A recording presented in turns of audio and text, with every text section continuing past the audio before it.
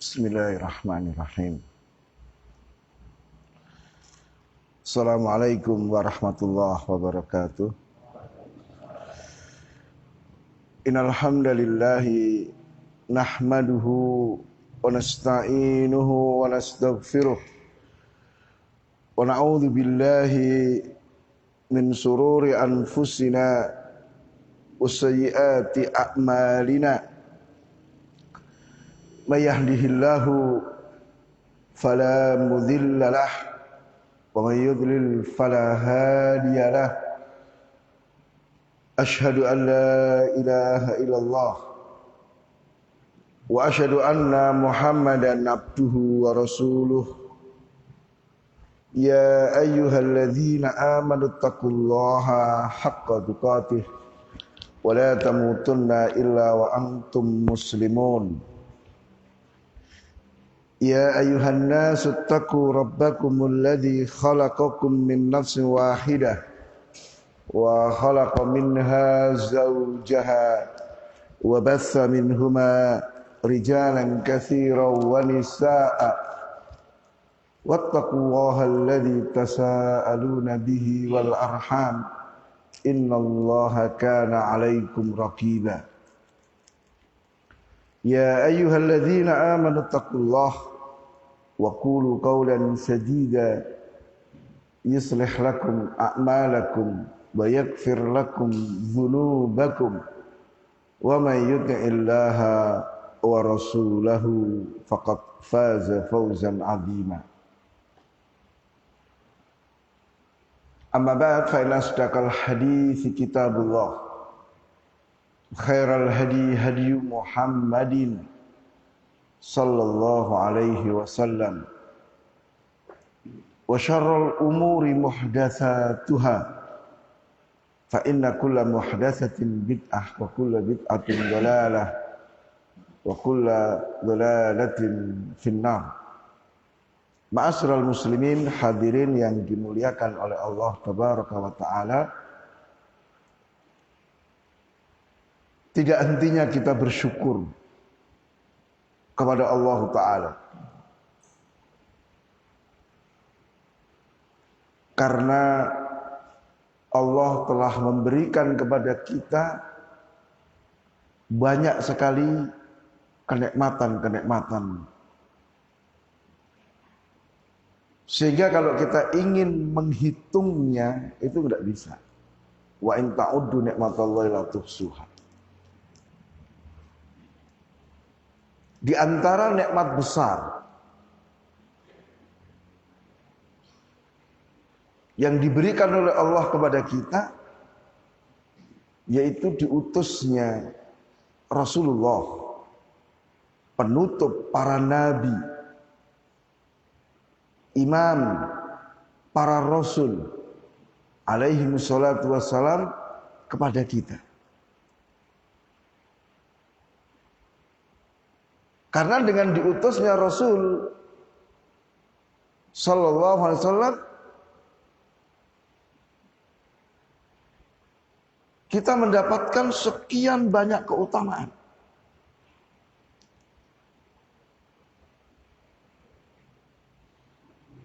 Dan Rasulullah SAW diutus untuk menunjukkan kepada kita, membimbing, menggandeng tangan kita, berjalan di atas jalan yang mengantarkan kepada kebahagiaan di dunia dan di akhirat.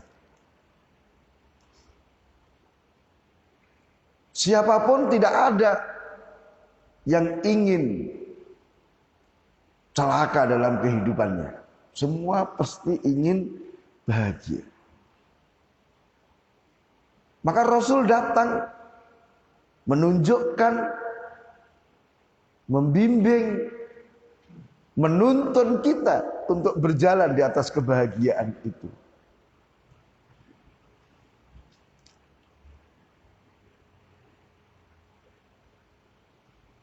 Beliau diutus sebagai pemberi kabar gembira,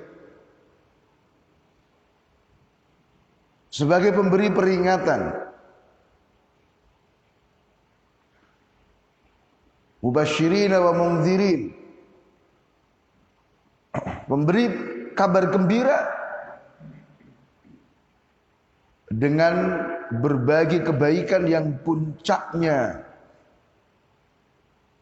adalah surga kepada siapa saja yang mau beriman dan mengikuti beliau.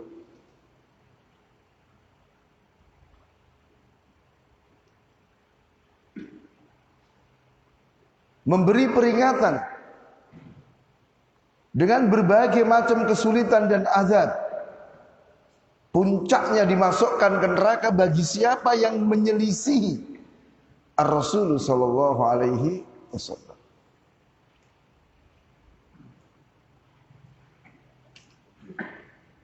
Maka di pagi hari ini kita akan membaca satu bab, ittiba'u Rasulullah sallallahu alaihi wasallam.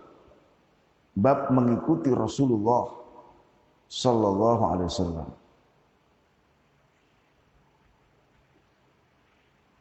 Mengikuti Rasul merupakan salah satu konsekuensi dari syahadat anna Muhammadan Rasulullah. Kita sebagai seorang muslim itu mesti mengucapkan dua kalimat syahadat. Asyhadu an la ilaha illallah wa asyhadu anna Muhammadan Rasulullah. Syahadat yang pertama mengharuskan kita ikhlas beribadah kepada Allah. Kita tujukan semua amal ibadah untuk Allah. Kita tinggalkan semua peribadatan kepada selain Allah Ta'ala. Syahadat yang kedua, ketika kita mempersaksikan beliau utusan Allah, membawa konsekuensi pertama, membenarkan semua berita Rasul. Artinya apa yang dikabarkan oleh Rasul, kita harus sami'na wa amanna. Kami dengar, kami imani. Entah berita itu masuk akal atau tidak, cocok dengan perasaan kita atau tidak, bisa dibuktikan dengan ilmu pengetahuan atau tidak. Kalau Rasulullah yang mengatakan, sudah itu mesti benar. Kenapa? Karena yang diucapkan Rasul itu wahyu. Wa ma yantiqu 'anil hawa in huwa illa wahyu yuha. Ya. Beliau itu tidak ngomong berdasarkan hawa nafsu. Yang beliau ucapkan adalah wahyu yang diwahyukan dari Allah. Nah,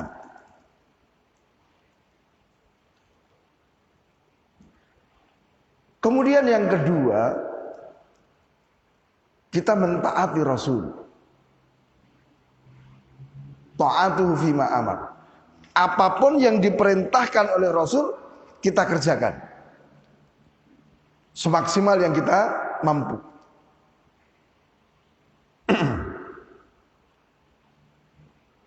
Yang ketiga, meninggalkan apa yang dilarang oleh Rasul. Ya. Rasulullah katakan, wa ma amartukum bi fa'tu minhu mastata'tum wa ma nahitukum anhu fantahu. Apa yang aku perintahkan kepada kalian, kerjakan semaksimal yang bisa kalian lakukan. Apa yang kularang, tinggalkan. Ini. Maka ketika menghadapi perintah atau larangan, ya jawaban kita sami'na wa ata'na. Kami dengar, kami taati. Jangan seperti orang-orang al-Yahud yang mengatakan sami'na wa asaina. Kami dengar, kami maksiati. Cuman hari ini banyak orang itu, ya, mereka dengar perintah dan larangan, terus dipikir, kami pikir-pikir dulu.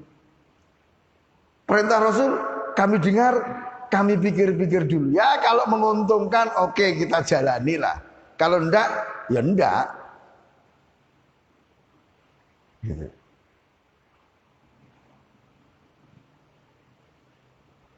Sedangkan yang keempat adalah apa? Kita beribadah kepada Allah mengikuti ajaran Rasul. Karena hakikatnya kita tuh enggak ngerti ya. Ibadah itu apa, cara beribadah itu bagaimana, kita nggak ngerti. Melalui Rasul Allah menjelaskan itu semua. Maka mau nggak mau dalam beribadah kita harus mengikuti Rasul Sallallahu Alaihi Wasallam. Nggak boleh kita membuat ibadah sendiri, nggak boleh. Dan itu mesti salah. Coba kalau menurut pikiran kita, sholat subuh itu 2 rakaat atau lebih dari 2 rakaat, Pak? Menurut pikiran kita. Maksudnya lebih dari 2 rakaat. Kenapa? Masih pagi. Bangun tidur biar seger kita tuh ya 4 atau 8 rakaat gitu loh subuh itu. Juga katanya ibadah tuh makin banyak makin bagus. Kenapa cuma 2? Ini akal kita. Syariat mengatakan ya udah 2 rakaat gitu loh. Tak ikut. Baik. Ma'asyiral muslimin rahimakumullah. Ya. Menaati Rasul, mengikuti Rasulullah sallallahu alaihi wasallam itu bukti kalau kita itu cinta kepada Allah Ta'ala. Karena beliau kan utusan Allah tadi. Ya. Jadi kalau kita meyakini beliau utusan Allah, ya berarti kita juga harus ya menaati yang mengutus. Kita menaati utusan berarti menaati yang mengutus. Nah, Allah katakan di Ali Imran ayat 31, "Qul in kuntum tuhibbunallaha fattabi'uni yuhibbukumullah wa yaghfir lakum dzunubakum." Katakan, jika kalian mencintai Allah, ikutilah aku, kata Rasul. Ikuti aku. Allah akan mencintai kalian dan Allah akan mengampuni dosa-dosa kalian. Ayat ini disebut oleh para ulama dengan ayatul mihnah, ayat ujian. Karena saat itu banyak orang menyatakan I love you ya Allah. Ya. Aku cinta kepadamu wahai Allah, aku cinta kepadamu ya Allah, gitu kan. Banyak orang yang mengaku cinta kepada Allah Ta'ala. Maka Allah ingin bukti apakah cintamu cinta yang benar atau cinta gombal. Buktinya mana kalau kamu betul-betul mencintai aku? Maka semua orang mendatangkan bukti cinta. Dan tidak ada yang diterima kecuali yang mendatangkan pengamalan ayat ini, yaitu mengikuti Rasulullah Sallallahu Alaihi Wasallam. Sehingga ma'asyiral muslimin, semakin kita mengikuti Rasul, menunjukkan semakin besar, semakin benar kecintaan kita kepada Allah Tabaraka wa Ta'ala. Ini yang kadang tidak difahami oleh sebagian orang. Ini yang sebagian orang lalai. Kalau mengikuti Rasul itu bukti cinta kepada Allah, gitu loh. Maka kita lihat bagaimana para sahabat radhiyallahu ta'ala anhum dalam mengikuti Rasul luar biasa. Ya. Bukan hanya dalam perkara yang diperintahkan tadi, sampai selera diri itu ikut Rasul.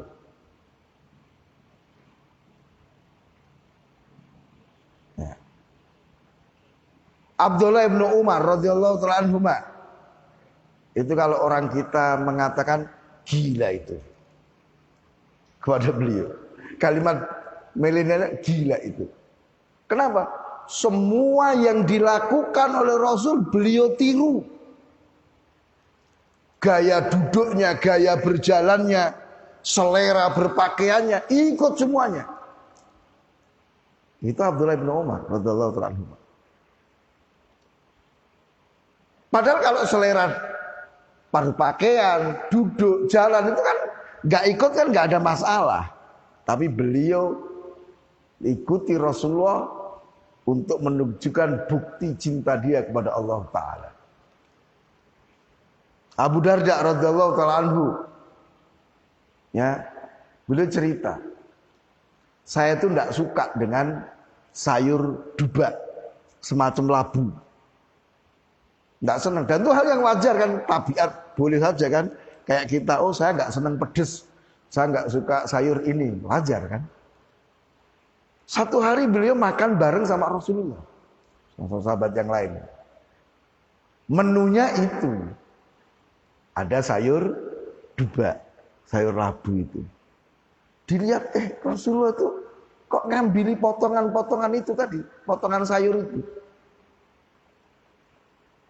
Maka kata Abu Darda, aku pun ikut. Padahal tadi apa? Selera asalnya nggak suka. Tapi nanti Rasulullah makan, ya ikut. Dan beliau katakan, sejak saat itu aku senang dengan sayuran itu. Semata-mata mengikuti Rasul Sallallahu Alaihi Wasallam. Ya. Kenapa mereka ikut Rasul? Karena memang Rasul itu teladan yang harus diikuti, teladan terbaik. Seperti di surat Ahzab ayat ke-21, laqad kana lakum fi Rasulillahi uswatun hasanah. Sungguh telah ada untuk kalian pada diri Rasulullah teladan yang baik. Ya. Cuman di kelanjutan ayat liman kana yarjullaha wal yawmal akhir wa dzakarallaha katsiran. Rasul itu menjadi teladan yang baik bagi orang yang beriman. Ya. Orang yang yakin berjumpa dengan Allah, yakin dengan adanya hari akhir, dia ingat Allah. Orang yang tidak beriman ya dia tidak akan mengikuti Rasul, bahkan memperolok-olok orang-orang yang mengikuti Rasul. Gitu. Rasul teladan yang baik dalam segala hal, tidak hanya dalam masalah ibadah, dalam muamalah, ya, dalam interaksi dengan manusia, masya Allah luar biasa. Aisyah radhiyallahu taala anha pernah ditanya tentang akhlaknya Rasul. Jawaban beliau, kana khuluquhul Quran. Akhlak beliau adalah Al-Quran. Artinya beliau mengerjakan semua yang diperintahkan dalam Al-Quran, meninggalkan semua yang dilarang dalam Al-Quran. Dan semua ucapan, semua tindakan, semua sikap itu kan dibimbing oleh wahyu, dibimbing oleh Allah melalui wahyu.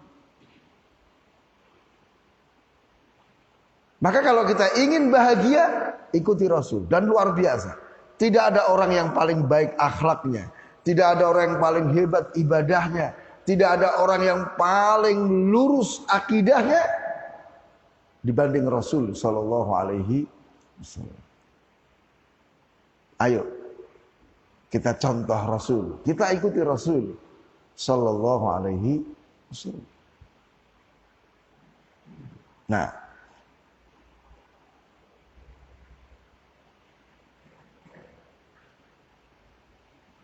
Selanjutnya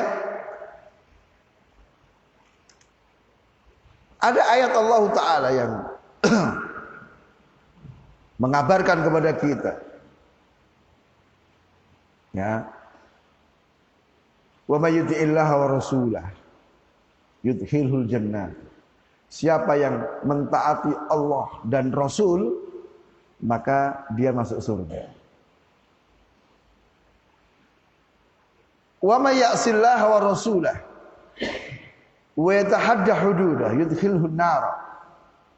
Siapa yang bermaksiat kepada Allah, bermaksiat kepada Rasul, melanggar ketentuan-ketentuan Allah, dia dimasukkan ke neraka.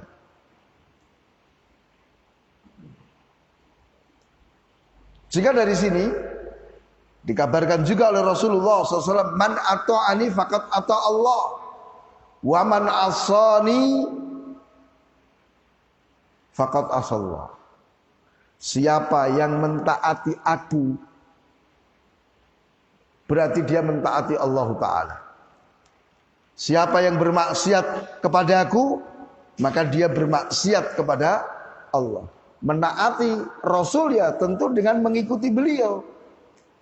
Tadi apa yang diperintahkan kita jalani, apa yang dilarang kita tinggalkan. Kan begitu. Apa yang dikabarkan kita percaya.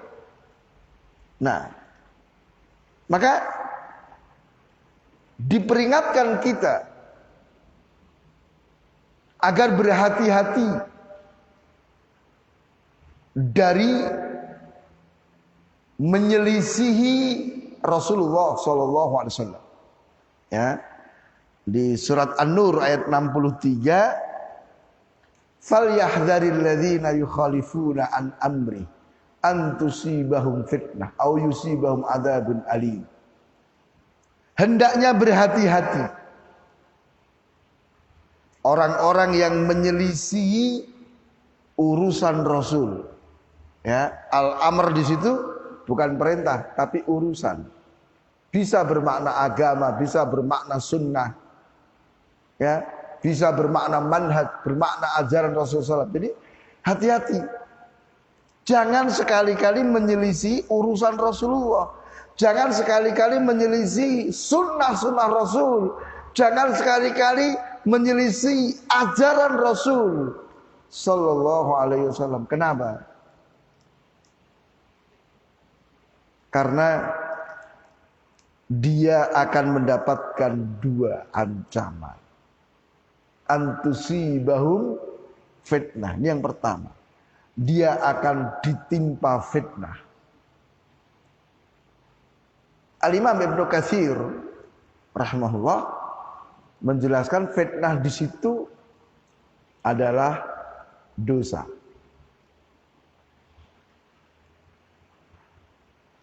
Bisa bermakna bid'ah. Bisa bermakna kemunafikan sampai kepada kekufuran.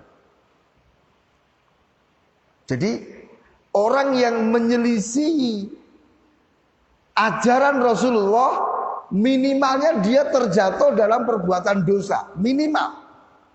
Paling ringannya dia jatuh dalam perbuatan dosa. Sampai bisa lebih pada kekufuran, keluar dari Islam.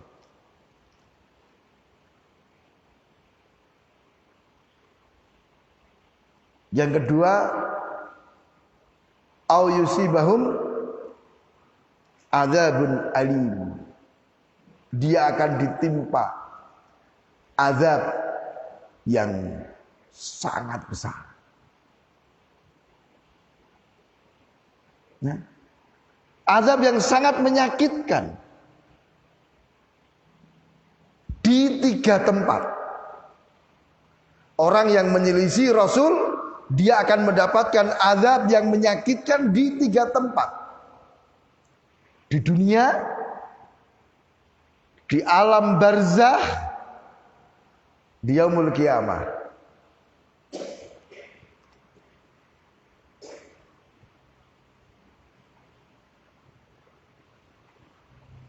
Allah kabarkan tentang Fir'aun. Inna arsalna ilaikum rasulan syahidan alaikum kama arsalna ila fir'auna rasula fa'asa fir'aunur rasula fa'akhadnahu ahlan wabila. Sungguh kami telah utus kepada kalian, kepada kita umat Islam, Allah utus kepada kita seorang rasul sebagai saksi atas kalian. Siapa? Yang diutus kepada kita siapa?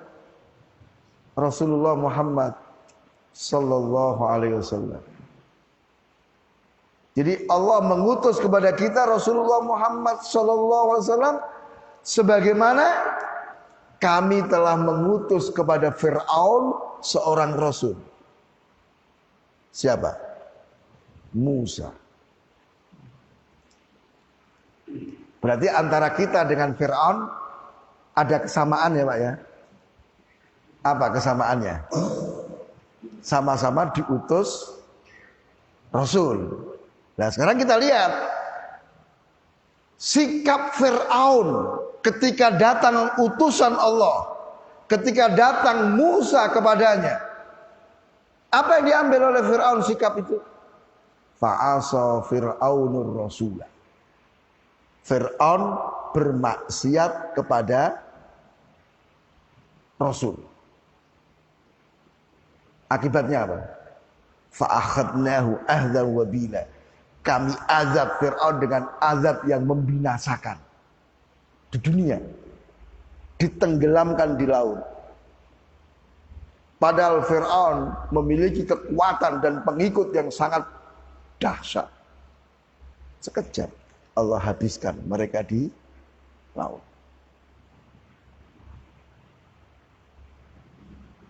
Itu azab di dunia. Azab di yaumul barzah, di alam barzah. An-naru yu'radu alaihim huduban wa asyiya. Neraka itu ditampakkan kepada Fir'aun dan pengikutnya setiap pagi dan petang. Itu azab loh Pak. Coba misalnya kita ini takut dengan sesuatu, terus diperlihatkan sesuatu itu, kira-kira gimana? Bergembira, ketawa-ketawa, senyum gitu? Oh, terkencing-kencing kita Pak. Berak-berak kita, takutan. Padahal ini apa? Neraka. Siapa yang gak takut dengan neraka? Ini loh tempatmu besok di situ. Setiap pagi dan sore ditampakkan itu. Nanti pada hari kiamat Allah Ta'ala katakan wa yauma taqumu sa'at khilu ala fir'auna asyaddal azab. Hari kiamat masukkan pengikut-pengikut Fir'aun ke dalam azab yang sangat dahsyat. 3 ya Pak ya. Balasan untuk Fir'aun 3. Di dunia, alam barzah, hari kiamat. Itu didapatkan oleh Fir'aun dan pengikutnya karena menyelisihi Rasul. Tadi kita sudah sampaikan antara kita dengan Fir'aun ada kesamaan, sama-sama diutus Rasul. Tinggal kita mau ambil sikap seperti apa. Kalau kita tidak mau menaati Rasul, kalau kita mau menyelisih Rasul, sebagaimana Fir'aun, ya kita akan mendapatkan apa yang didapatkan oleh Fir'aun. Meskipun nanti bentuk azabnya, jenis azabnya mungkin beda. Tapi jelas diazab di dunia, alam barzah dan yaumul kiamah. Ya, mungkin kalau Fir'aun diazab, ditenggelamkan di mana? Di laut. Kita mungkin, naudzubillah, dibuat sakit. Sakit yang tidak ada obatnya dan nggak mati-mati. Menderita. Ya. Coba. Bisa seperti itu. Maka hendaknya berhati-hati orang-orang yang menyelisih ajaran Rasulullah Sallallahu Alaihi Wasallam, karena dia akan mendapatkan azab, dia akan mendapatkan fitnah, bisa jadi dia kafir, keluar dari Islam. Coba. Dan hukuman untuk orang-orang yang menyelisih Rasul biasanya disegerakan, Pak. Tidak lama. Apalagi orang-orang yang memperolok-olok sunnah-sunnah Rasul sallallahu alaihi wasallam. Banyak kisah-kisah nyata diriwayatkan oleh para ulama. Ya. Disampaikan kepada seseorang itu hadis Rasul, tapi dia jadikan ketawaan. Ada satu peristiwa di salah satu masjid, sejami waktu itu. Ya. Ada orang itu menuju masjid untuk menghadiri majelis ilmu, tapi dia orangnya bercanda, guyon gitu. Weh, hati-hati, hati-hati. Angkat kaki-kaki kalian, hati-hati. Jangan sampai menginjak sayap-sayap malaikat. Karena ada hadisnya kan, bahwa malaikat meletakkan sayapnya untuk para penuntut ilmu. Hati-hati jangan diinjak sayap-sayap malaikat. Apa yang terjadi, Pak? Langsung dia nggak bisa berjalan, terpaku di tempatnya, kemudian kakinya mengering, jatuh.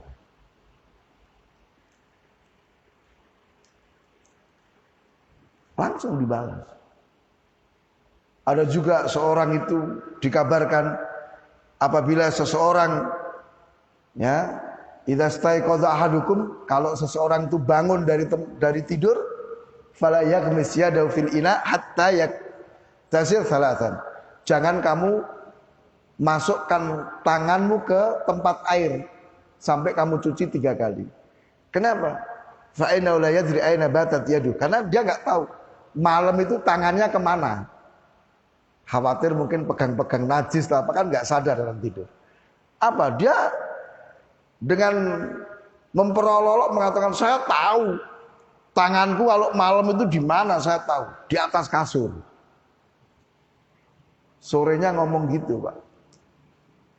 Malam tidur kan, apa yang terjadi? Besok paginya tangannya itu masuk ke duburnya sampai ke siku, langsung dibalas. Ya. Maka hati-hati. Ini kisah-kisah nyata yang diriwayatkan oleh para ulama.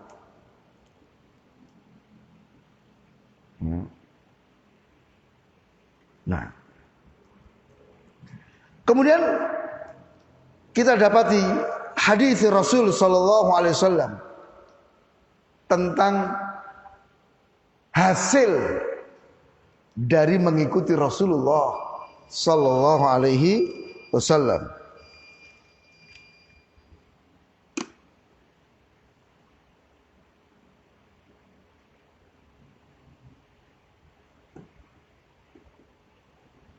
Beliau menyatakan, kullu ummati yadkhuluna al-jannata illa man aba. Tuh. Semua umatku itu masuk surga, kecuali yang tidak mau. Nah, ini kan aneh, Pak, ya. Dan para sahabat juga heran, Rasul katakan itu. Kok ada orang yang nggak mau masuk surga? Maka beliau tanya, para sahabat bertanya kepada Rasulullah, man ya'ba ya Rasulullah? Siapa yang tidak mau masuk surga? Surga itu penuh dengan berbagai kenikmatan. Ya. Sampai-sampai Rasulullah kabarkan, la maudhi'u sauti ahadikum fil jannati khairun minad dunya wa ma fiha. Tempat cemeti salah seorang di antara kalian di surga itu nilainya lebih baik daripada dunia seisinya. Tempat cemeti itu biasanya kalau di dunia itu ditaruh di mana, Pak? Di rumah atau di kandang? Hah? Ada yang punya sapi atau punya kambing? Menggembala sapi kan dia punya cemeti kan? Nah, di kandang biasanya. Sesuatu yang rendah banget. Cuman wadah wadah cemeti. Tapi kalau itu di surga, nilainya lebih baik daripada dunia seisinya.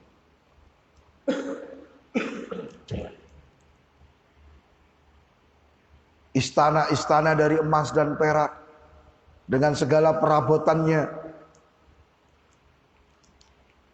ya.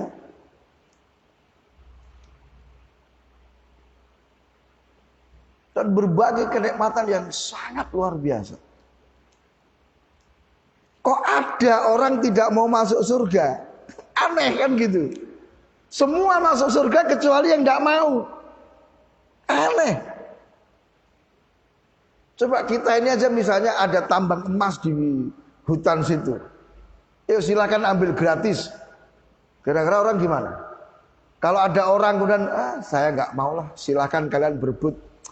Saya nggak mau emas itu. Kan mesti digoblok-goblokan. Kamu ini bodoh sekali kamu. Emas tinggal ngambil gratis kok nggak mau. Seandainya harga emas 1 gram itu berapa? 1 juta. Kemudian sudah silakan ambil emas 1 gram 200.000. Orang rebutan loh. Yang tidak mau beli, ya dikatakan goblok. Surga jauh lebih daripada itu. Ayo masuk surga, semua itu dapat jatah masuk kecuali yang tidak mau. Aneh orangnya. Maka ditanyakan, siapa yang tidak mau wahai Rasulullah?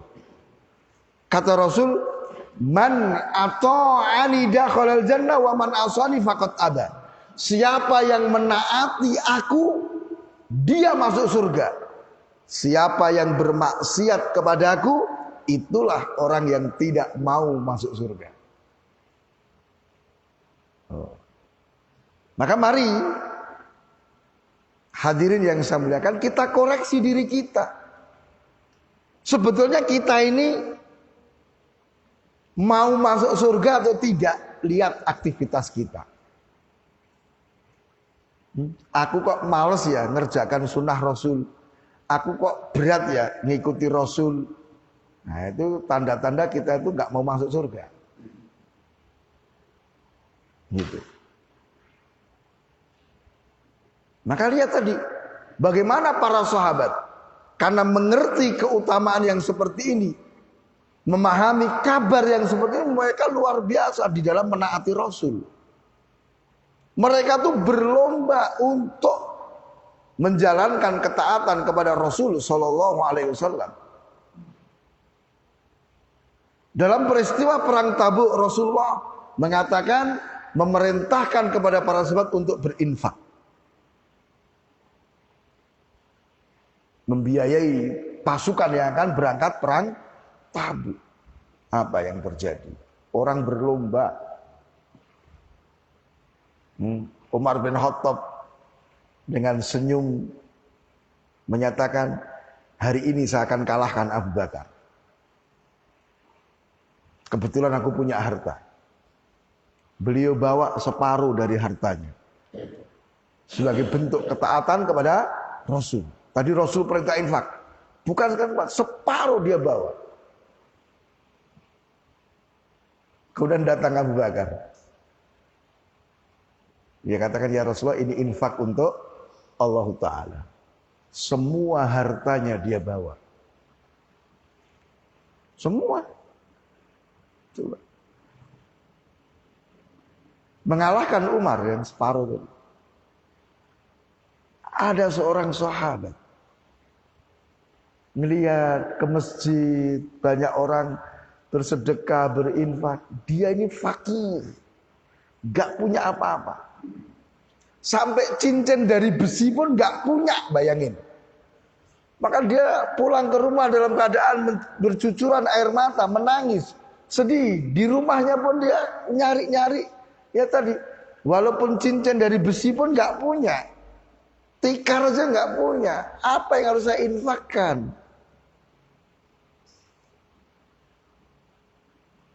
Gelisah jiwanya, gak bisa tidur, memikirkan ini. Ya, sampai akhirnya beliau berdoa, mendoakan kemenangan Islam wal muslimin. Dan itu diterima oleh Allah Ta'ala. Dikabarkan kepada Rasul SAW juga pagi hari beliau sampaikan pengumuman ini. Bayangkan. Sedemikian luar biasa dalam mentaati Rasul. Karena inilah pintu kita untuk menggapai surga.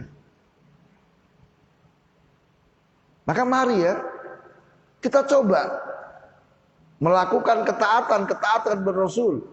Setahap demi setahap, apa yang mudah untuk kita lakukan.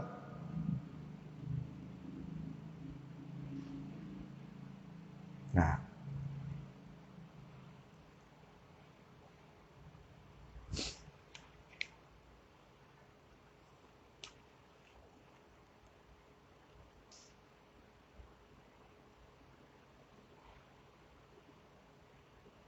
ya, maka mentaati Rasul itu dengan bentuk mengikuti Rasulullah Sallallahu Alaihi Wasallam.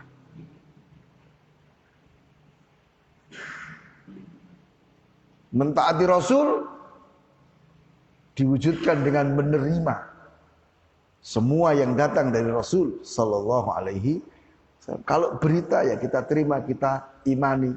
Perintah larangan ya kita kerjakan dan kita jauhi. Nah, selanjutnya Rasulullah SAW menyatakan man ahdatsa fi amrina hadza ma laisa minhu fahuwa raddun wa man amila amalan laisa alaihi amruna fahuwa raddun. Ini peringatan bahwa mengikuti, mencontoh, meneladani Rasulullah itu merupakan syarat diterimanya amalan kita. Ya, di awal tadi sudah kita sampaikan konsekuensi dari syahadat adalah tidak beribadah kepada Allah kecuali dengan tuntunan Rasul. Siapapun yang beribadah, meskipun ikhlas, tetapi tidak sesuai dengan tuntunan Rasul, itu ditolak. Ya, misalnya orang itu sholat subuh, ikhlas karena Allah, nggak ada niat untuk riya, sum'ah, nggak ada niatan untuk Allah, tapi dia sengaja sholat subuhnya tanpa rukuk, tanpa sujud. Gimana? Diterima nggak kira-kira? Nggak diterima. Atau juga pernah terjadi, ya kisah nyata, ya di Jawa sana itu ada orang itu ngimami sholat jenazah, malah pakai rukuk dan sujud. Coba, sudah gitu diingatkan ngeyel lagi. Ya, karena ini termasuk tokoh. Pak, kenapa ini sholatnya kok pakai rukuk dan sujud? Iya, karena fulan ini dosanya terlalu besar, terlalu banyak. Kalau yang normal-normal tuh nggak pakai rukuk, nggak pakai sujud, ini terlalu berat ini. Kita harus pakai rukuk, pakai sujud. Ya, seperti ini nggak akan diterima. Ya. Jadi Rasul ancam siapa yang mengadakan, siapa yang membuat sesuatu yang baru dalam agama ini, maka ditolak.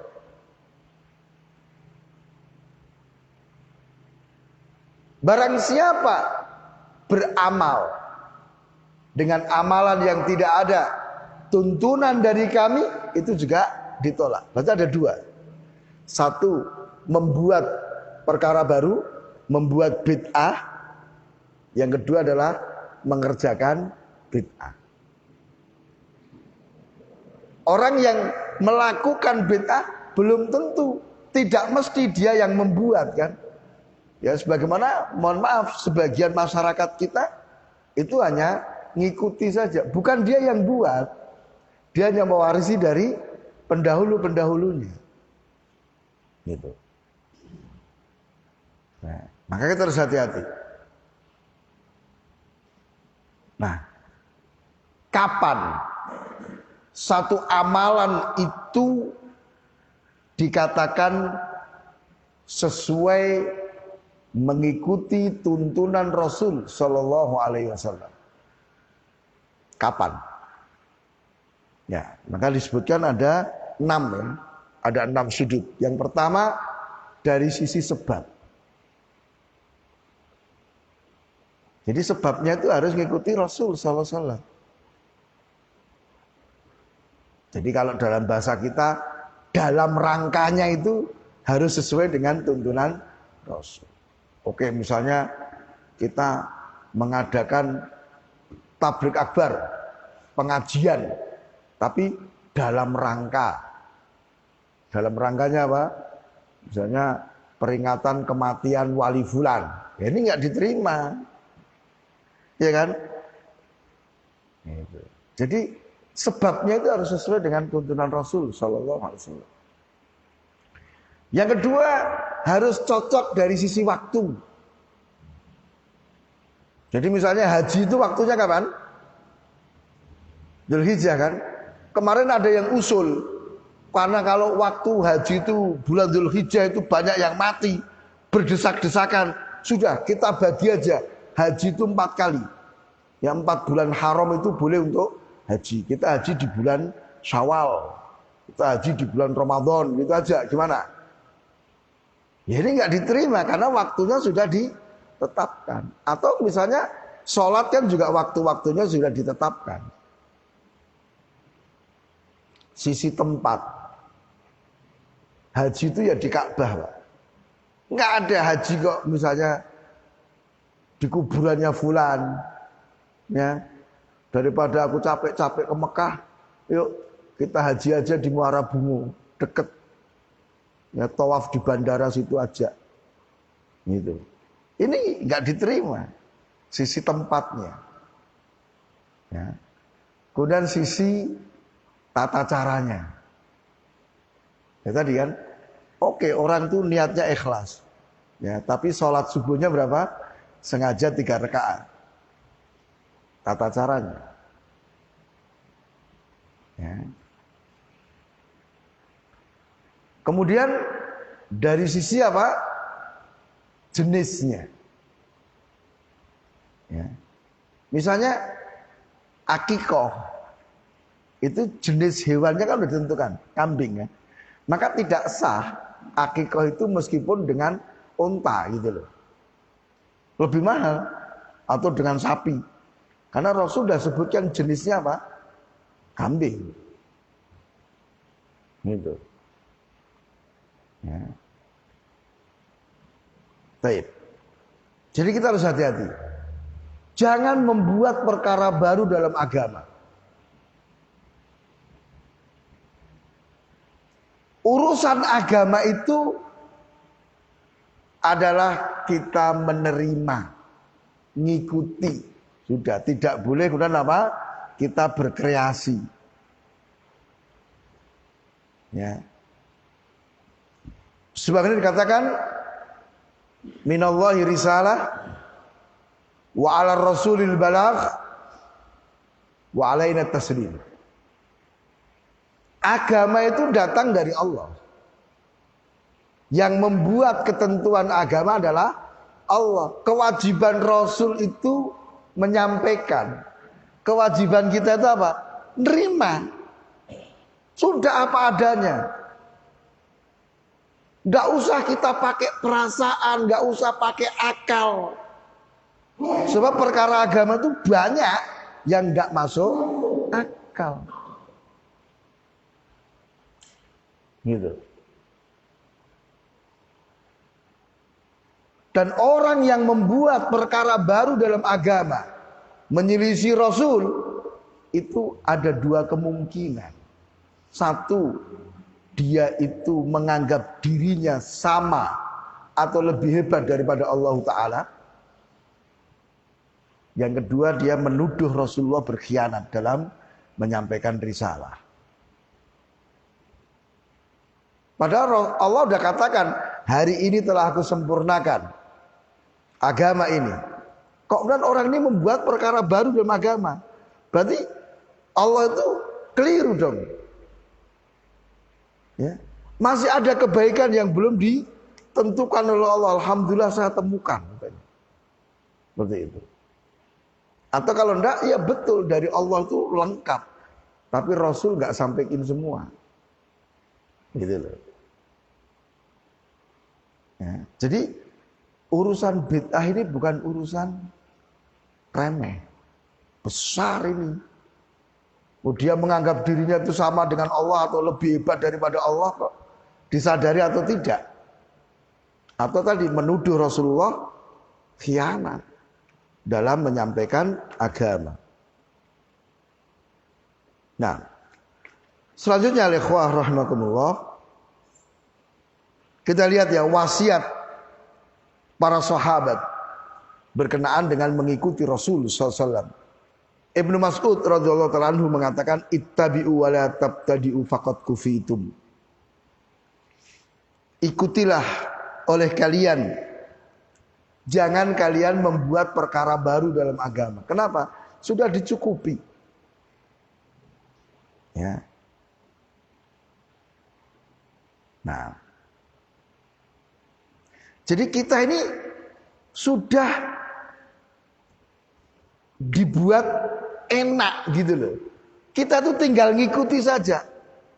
Apa yang diperintahkan Rasul sudah ikuti. Kita tidak perlu membuat hal-hal baru. Kenapa? Untuk urusan agama kalian telah dicukupi.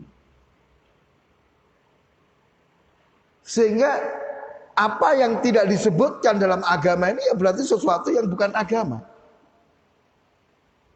Ya. Jadi apa yang pada zaman Rasul tidak dikatakan agama, maka sampai hari kiamat dia bukan perkara agama.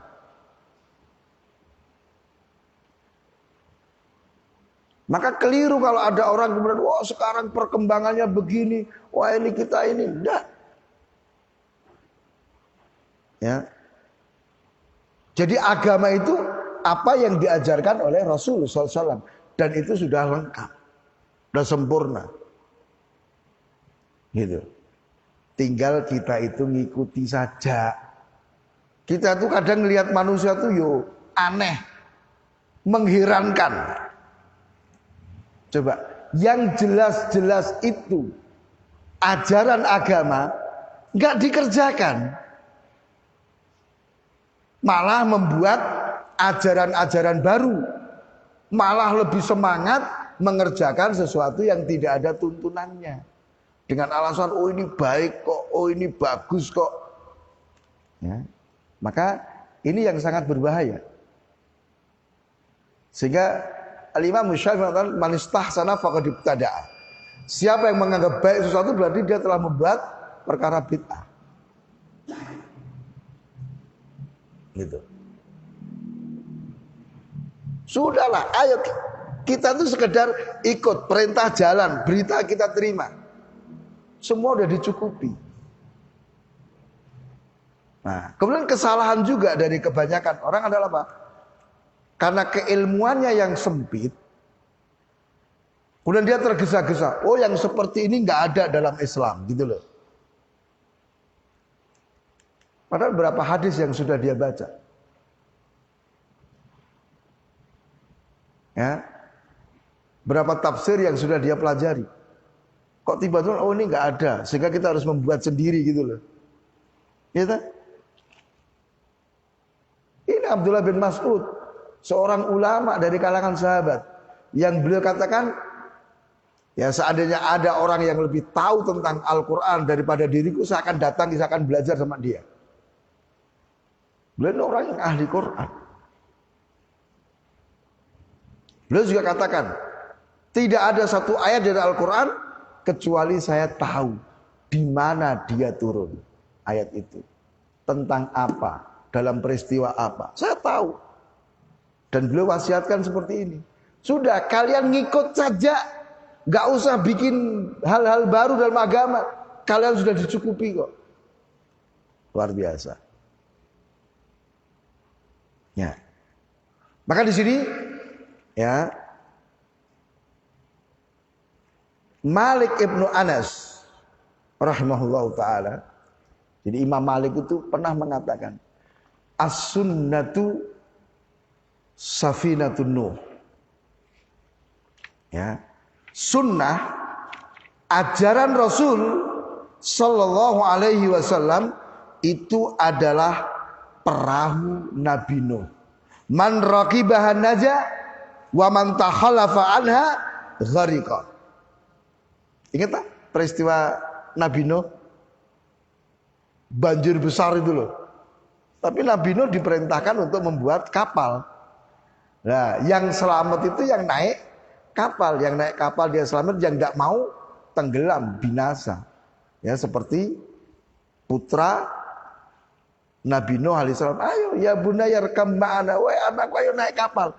Tidak, saya akan ke gunung itu. Tenggelam.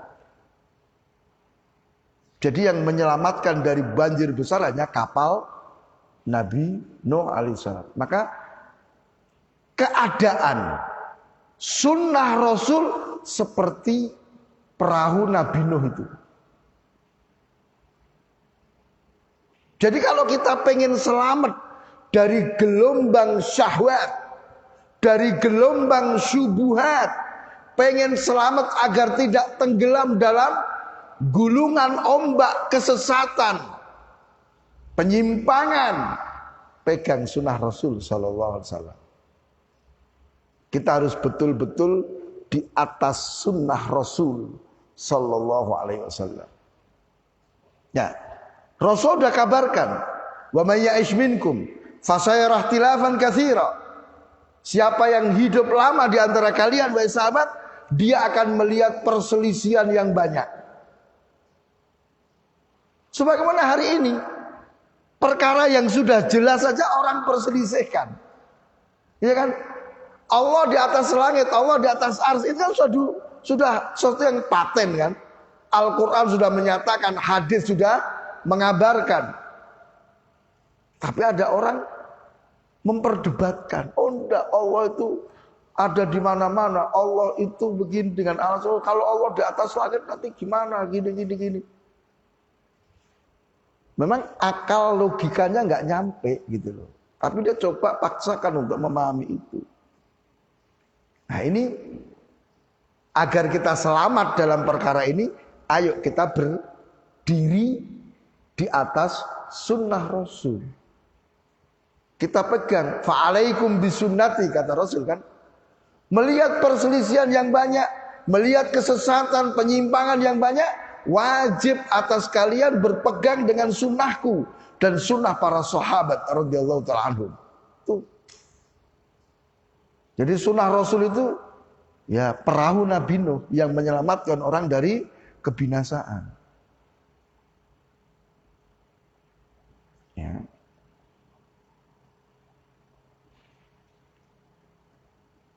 Maka ini hal yang sangat luar biasa.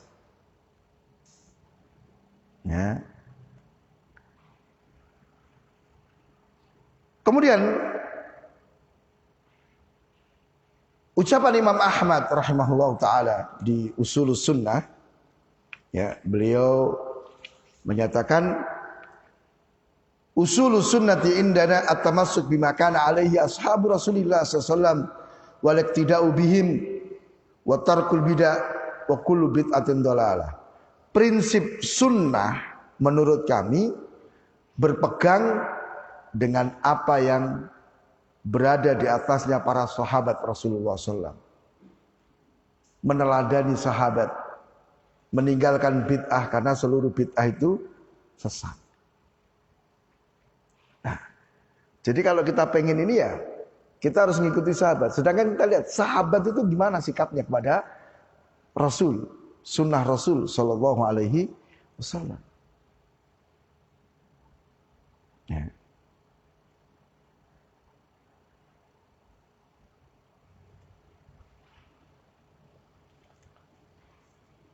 Tidak mungkin kan sahabat itu menyelisih Rasul. Ya. Bahkan kita dalam beragama diperintah untuk mengikuti para sahabat. Karena mereka orang yang paling tahu tentang sunnah Rasul. Mereka orang yang paling mengamalkan terhadap sunnah Rasul Sallallahu Alaihi Wasallam. Pengamalannya bagaimana? Sebab kalau tanpa mengikuti sahabat, kita juga nggak akan paham tentang sunnah-sunnah Rasul. Misalnya Rasulullah kabarkan, sholat berjamaah itu lebih utama 27 derajat dibanding sholat sendirian. Prakteknya gimana, Pak? Prakteknya gimana? Sholat berjamaah lebih utama daripada sholat sendirian. Apakah tahiyatul masjid kita berjamaah? Apakah sunnah rawatib kita berjamaah? Kalau kita langsung ngambil hadisnya, jamaah itu lebih utama daripada sendirian. Ayo, pokoknya semua sholat berjamaah. Kan ternyata kita lihat praktek sahabat kan, kita lihat prakteknya sahabat. Mana sholat-sholat yang diperintahkan untuk berjamaah, mana yang tidak. Tidak semua sholat kemudian berjamaah. Lihat prakteknya dari para sahabat, karena mereka yang paling tahu dengan sunnah Rasul Sallallahu Alaihi Wasallam. Ya, maka kita harus hati-hati. Tidak boleh kita pahami sendiri. Untuk bisa berjalan di atas sunnah, untuk bisa ngikuti Rasul, lihat bagaimana para sahabat. Kemudian terakhir, ma'asyiral muslimin, ya, ada ayat di surat An-Nisa ayat 115.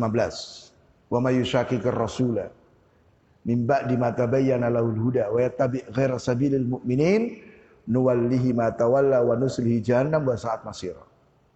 Barang siapa ya menentang Rasul setelah jelas baginya petunjuk dan mengikuti selain jalan kaum mukminin, ya, kami akan palingkan kemana dia mau. Ya. Kami akan masukkan mereka ke neraka dan itu adalah sejelek-jelek tempat kembali. Jadi dalam ayat ini ada dua, Pak. Ada dua sikap. Pertama adalah apa? Menentang Rasul setelah jelas baginya petunjuk. Karena yang namanya penentangan itu setelah berilmu. Nah, kalau bahasa kita ngeyel gitu loh. Siapa yang ngeyel sama Rasulullah? Ngeyel itu kan sudah ngerti kan? Beda dengan orang yang belum tahu. Itu tidak dikatakan menentang karena dia belum tahu. Siapa yang menentang Rasul dan dalam keadaan dia setelah mengetahui petunjuk. Yang kedua, mengikuti selain jalan kaum mukminin. Al-mukminin di sini adalah as-sahabah. Nah, dua sikap ini saling terkait. Siapa melakukan satu, otomatis melakukan yang satunya. Siapa menentang Rasul, berarti dia menyelisih jalan sahabat. Karena tidak ada toh sahabat kok menentang Rasul. Nah, ada. Demikian juga orang yang mengikuti jalan sahabat, otomatis dia menerima Rasul. Karena sahabat itu mesti sami'na wa ata'na. Tidak ada sahabat kok ngeyel, itu kan nggak ada. Siapa yang menentang Rasul dan mengikuti selain jalan sahabat, sudah. Kamu mau ikut jalannya siapa? Allah akan buka, Allah akan berikan dorongan. Aku tidak mau mengikuti jalan sahabat dalam beragama. Aku mau ikuti jalan sufi. Silakan kamu jadi sufi, Allah akan dorong. Aku mau mengikuti jalannya orang-orang rasionalis. Silakan. Allah buka pintu yang memudahkan dia untuk menjadi seorang rasionalis. Tetapi ini bukan berarti Allah setuju. Bukan berarti Allah itu ridho dengan jalan itu. Kenapa? Di akhir ayat, wa nuslihi jahannam. Kami akan masukkan mereka ke neraka. Tuh. Jadi itu bentuk hukuman al-ikhwah. Orang kalau tidak mau mengikuti Rasul, tidak mau mengikuti sahabat, wes terserah. Kamu mau ikut siapa? Ayo aku dorong. Ya kalau orang Jawa dilulu gitu loh. Apa bahasa Jambinya ini? Istidraj. Ya. Sudah kalau kamu nggak mau ikut Rasul, nggak mau ikut sahabat, terserah. Ayo kamu ikut siapa? Saya fasilitasi. Tapi bukan berarti aku setuju. Kamu saya jerumuskan ke neraka nanti, gitu loh. Maka pilihan ada pada kita, ikhwan. Pilihan ada pada kita. Apakah kita akan ikut Rasul, ikut sahabat, ataukah ikut jalan-jalan yang lain. Nah, maka hasil-hasil dari mengikuti sunnah itu sebetulnya sangat banyak sekali. Ada ketentraman jiwa, ketenangan hati, kecintaan dari Allah, ya, kecintaan dari manusia, seperti itu. Ya, jadi jangan khawatir, karena banyak kan orang itu ngeri, mau jalanin sunnah nanti dimusuhi banyak pihak, dibenci sama manusia. Jangan khawatir, ya. Allah itu lewat Rasulnya sudah mengabarkan kepada kita. Ya. Jika Allah idza haballahu abdan nadahu Jibril. Kalau Allah itu mencintai seorang hamba, Allah panggil Jibril. Dikatakan, ya, innallaha yuhibbu fulan fa uhib. Sesungguhnya Allah mencintai fulan. Cintailah fulan olehmu wahai Jibril. Jibril pun mencintai orang ini. Dipanggil seluruh penduduk langit. Diumumkan, ya, sesungguhnya Allah mencintai fulan. Cintailah oleh kalian fulan. Seluruh penduduk langit mencintai fulan. Saat apa? Diletakkan penerimaan kepada penduduk bumi. Artinya Allah jadikan seluruh penduduk bumi itu mencintai fulan ini. Maka sekarang urusannya bagaimana kita dicintai oleh Allah dulu. Ya kan? Dalam hadis yang lain Allah terangkan bahwa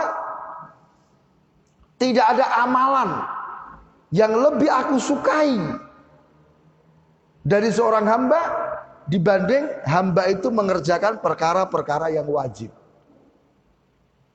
Perkara-perkara yang wajib. Ya.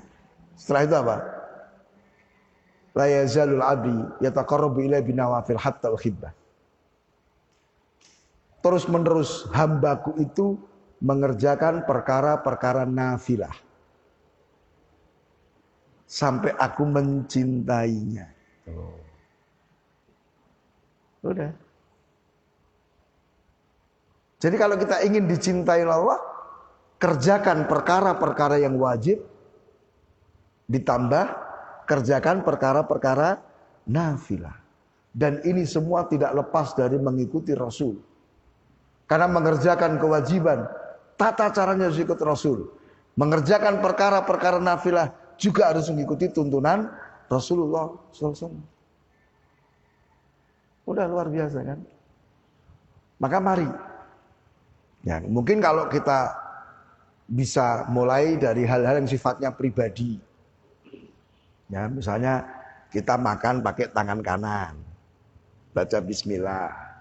Ya, kita pakai baju dari yang kanan. Ya kan? Kita pakai sendal yang kanan dulu. Ya kan? Masuk keluar WC sesuai dengan Rasul, masuk keluar masjid. Hal-hal yang ringan yang itu tidak akan melibatkan pihak lain kan? Gitu. Ya. Baru nanti meningkat sampai akhirnya apa? Sunnah-sunnah yang besar bisa kita amalkan dalam kehidupan kita sehari-hari. Ya, ketemu sama orang ucapkan salam, assalamualaikum. Ya, itu kan sunnah Rasul juga. Ikuti. Tadi ingat ya, bagaimana para sahabat mengikuti Rasul dalam hal yang sifatnya selera nafsi, selera jiwa.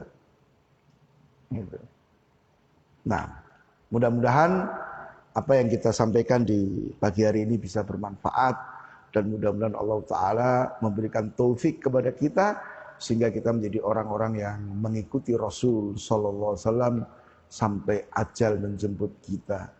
Ya, kita berharap Allah Ta'ala mewafatkan kita di atas Islam dan di atas sunnah Rasul Sallallahu Alaihi Wasallam. Kurang lebihnya mohon maaf. Subhanakallahumma bihamdika asyhadu an la ilaha illa anta astaghfiruka wa atubu ilaik.